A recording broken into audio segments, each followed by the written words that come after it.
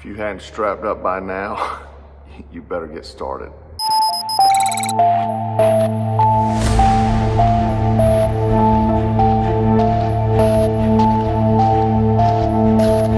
So Pittsburgh PD has released a statement saying they will not essentially answer calls between 3 and 7 in the morning when statistically the worst crimes happen.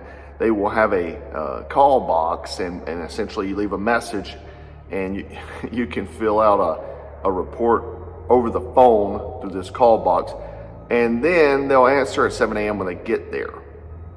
How does that make you feel? Talk about defunding the police. That's where we are. They're trying to defund the police. Crime is rampant. We have illegal invaders coming from countries all over the world and that have been just terrorizing cities and neighborhoods. And now we're still defunding police departments. Check out this video and go into the details. Takeaway directly to 911 have been installed for people to use in case of an emergency.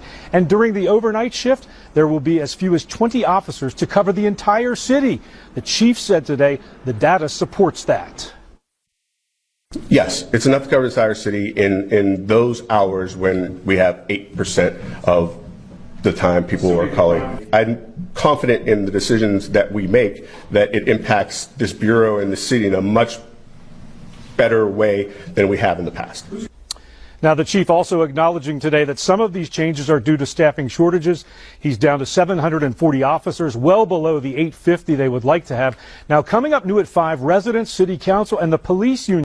So unless it's what they deem an emergency during the other times of the day, you won't even get a response. Theft, burglary, all those sort of things is crazy, right? So someone breaks in your home and let's say you're a anti-gun liberal, what are you gonna do? What are you gonna do? People have this false sense of security thinking they can call someone to come save them. You have to be your own hero. There's no one coming to save you. And the amount of time it would take for a standard cruiser to get to your house anyway could be enough time for you to lose your life.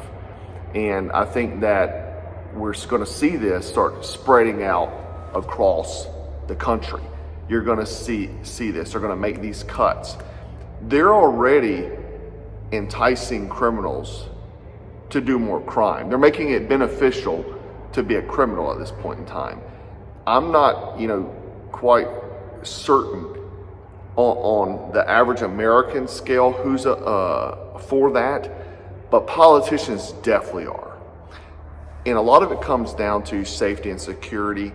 And what I believe will happen is that they will use this to say, we need more tyranny. Because look, the streets are so bad and people are going to be willing to give up their freedoms to be protected. Oh, there's so many crimes happening. We need to get rid of guns. And the sheeple will be like, yeah, let's get rid of the guns. And then the next steps down to tyranny will follow. I personally believe that's probably why they're allowing this. They're allowing the destruction because you have to, I know most Americans are questioning why would anyone want more crime? Crime plus citizens wanting safety and security equals more control. The ultimate plan is tyranny. The thing is they have all the money in the world. They print it every day. Money's not the motivating factor. And time again, you see the sheeple saying that, oh, it's about money. At some levels it is. At some levels of politicians and state-owned people, it is about money. Those are what you call puppets. The real players, they want control. This is going straight into the New World Order playbook, man.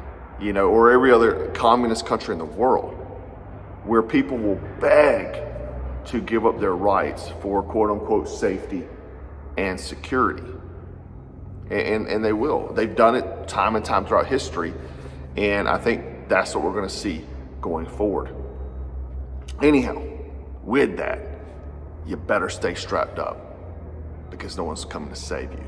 Anyhow, guys, leave your comments below and prayers to the people of Pittsburgh. You're on your own. You're on your own, man. It's purge. Stay frosty, stay strapped, and always stay dangerous.